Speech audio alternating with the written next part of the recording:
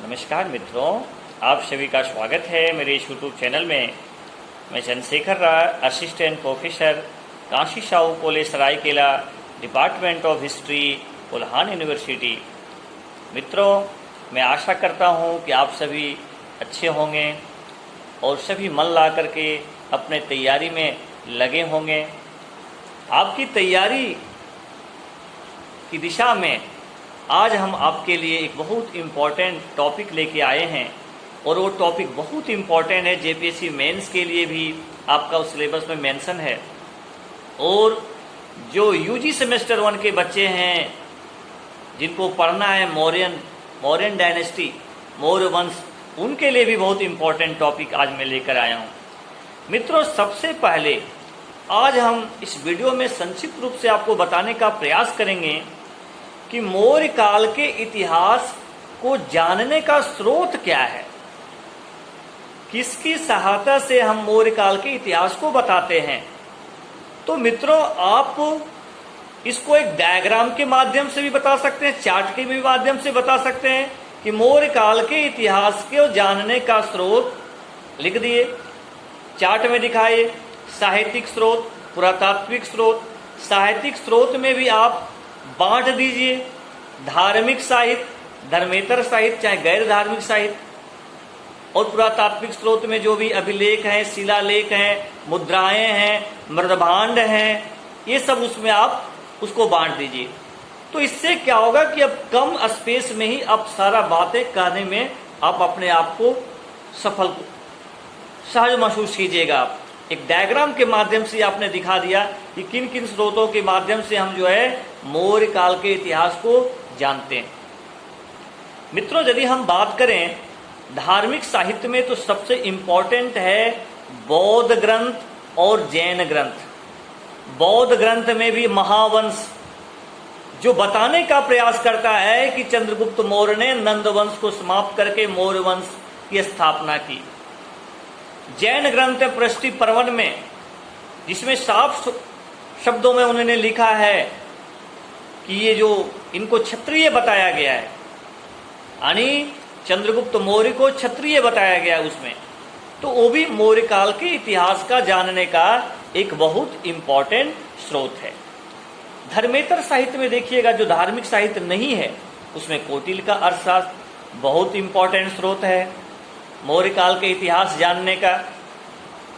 इसमें बहुत सारा चीज है, दासों के विषय में बताते हैं, अकाल के विषय में बताते हैं, ठीक है, और गुप्तचर के विषय में बताते हैं। बहुत सारी चीजों के बारे में वो बताने का प्रयास करते हैं। वो राजस्व व्यवस्था के विषय में बताते हैं कि 1/6 लेता था। 9 प्रकार के वो दासों के विषय में बात किए हैं। तो मित्रों, ये सब चीज को आप जानने का प्रयास कीजिएगा कि कौटिल्य का जो अर्थशास्त्र है, Arthashastra is very important sources to know the Mauryan history. This is the very important sources. और नेक्स्ट इंपॉर्टेंट जो सोर्सेज हैं जो हमें मौर्य काल के इतिहास को बताने में मदद करता है, वो है आपका कौन? मेगास्थनीज का इंडिका। मेगास्थनीज का इंडिका भी महत्वपूर्ण स्रोत है। आपको मालूम होना चाहिए कि मेगास्थनीज यहाँ का तो नहीं था, वो सेलुकस के द्वारा राजदूत थे और जिनको चंद्रगुप्त मौर्य के दरबार में भेजा गया था। लेकिन उन्होंने जो इंडिका लिखा उसमें बहुत सारी चीजों के विषय में बात किए हैं। ये अलग चीज है कि कुछ कुछ उनके द्वारा जो दिया गया विचार है उसमें थोड़ी कॉन्फ्लिक्ट है, वो सही प्रतीत नहीं होता है, लेकिन कुछ कुछ चीजें उन्होंने बहुत महत्वपूर्ण दिए। जैसे उन्होंने सोने के खानों के विषय में बारे में बात किए, उन्होंने यहाँ पर पाटलिपुत्र नगर के विषय में बात किए। तो कुछ कुछ इंपॉर्टेंट चीज उन्होंने देने का प्रयास किया। कुछ कुछ चीजें हैं जो मेगास्थनीज बताते हैं जो सही प्रतीत नहीं होता। जैसे वो बोलते हैं कि यहाँ अकाल नहीं पढ़ते थे, वो बोलते हैं कि यहाँ दास प्रथा नहीं थी, दास नहीं थी, लेकिन ऐसा तो था नहीं। कौटिल्य का अर्थशास्त्र बताता है। फिर कुछ डाटा से रिलेटेड वो है, जैसे भू राजस्व के विषय में बताते हैं कि 1/4 लिया जाता था, जबकि कौटिल्य बताते हैं 1/6 लाता है। तो कुछ इसमें उनके विचारों में भिन्नताएं देखी जाती है, लेकिन फिर भी मेगास्थनीज का इंडिका जो है मौर्य काल का इतिहास को बताने का महत्वपूर्ण स्रोत है। आगे बात करते हैं, विशाखदत्त का मुद्रा राक्षस जो है बहुत इंपॉर्टेंट स्रोत है मौर्य काल के इतिहास को बताने का। ठीक है, यानी चंद्रगुप्त मौर्य के प्रारंभिक जीवन के विषय में विशाखदत्त ने लिखने का प्रयास किया है। उसके बाद जो है क्षेमेंद्र की कथा है ना, क्षेमेंद्र की जो है बृहत कथा मंजरी, ये भी बहुत इंपॉर्टेंट स्रोत है मौर्य काल का इतिहास जानने का। सोमदेव की कथा सत्य सागर बहुत इंपॉर्टेंट स्रोत है मौर्य काल का इतिहास जानने का। तो मित्रों, ये आपका हो गया साहित्यिक स्रोत जिनकी सहायता से आप मौर्य काल का इतिहास को बता सकते हैं।